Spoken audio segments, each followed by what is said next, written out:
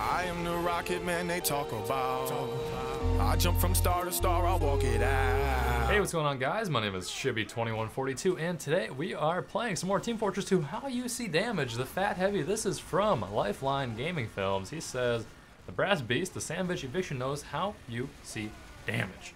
Alright, so we're playing on King of the Hill Viaduct Final. I don't believe this is the event version, or else there would be Monoculus who would be trying to mess people up.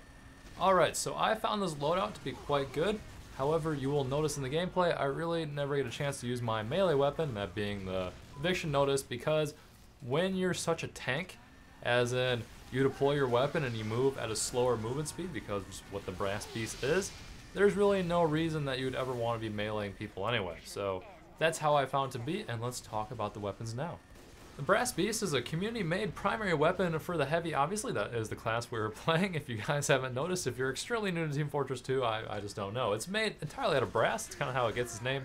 And it's bearing the resemblance to the original 1861 Gatling gun made by Richard J. Gatling, with a number of modifications, obviously, because it's been Team Fortress 2. Alright, so it does point blank between 60 to 65 damage per ammo.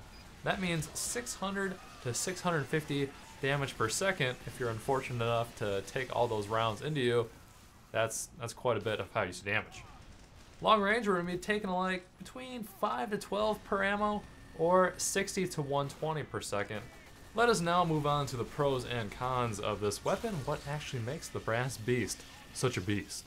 Okay, pro of plus 20% damage bonus, therefore more damage per round.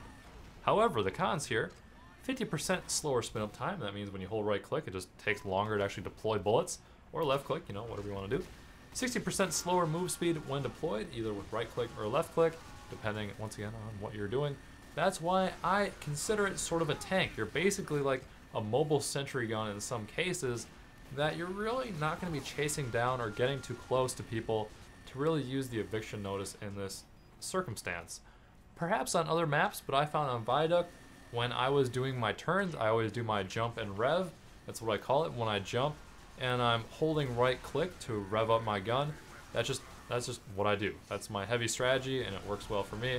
I would never be chasing someone down with the Eviction Notice trying to pop them in the face. It would just be always Brass Beast, because it deploys or unleashes so much damage up close. It's incredible. When using this loadout, I noticed that a lot of my deaths were from direct impacts, whether from a Demoman or a soldier, because I could not move as well when the weapon was deployed, such as doing a strafe from left to right or right to left, because simply you are slower when the Brass Beast is out. Therefore, you're an easier target, especially for spies as well, so that was one problem I did encounter.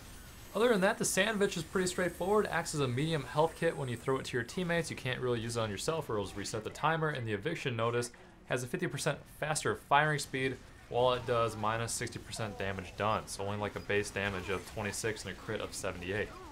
Well guys, that's pretty much it for this episode of How You See Damage. Leave any loadout below in the comments for next time, so you might be the featured comment in the next episode, or what do you think of this loadout? Do you agree or disagree with me? Feel free to let me know.